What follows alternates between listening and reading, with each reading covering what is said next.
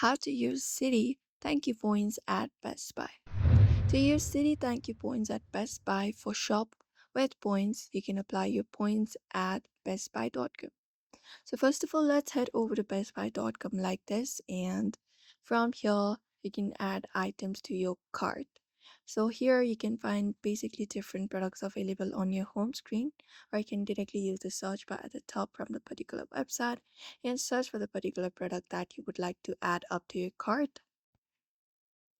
You can basically find your product that you would like to add a cart, tap on it in order to open up the details about the product and basically add it to a cart. So you can look out for every details and quantity and everything that you're looking for in the product. Once you do so, you can add it to your cart and you will be finding your cart in the top right corner. You can just go ahead and proceed with the process of checking out and enter your eligible city credit card information, and you will be seeing an option to use your thank you points. So there you can just go ahead and select the number of points that you want to use, and the points will be applied to your order and the remaining balance will be charged to your card.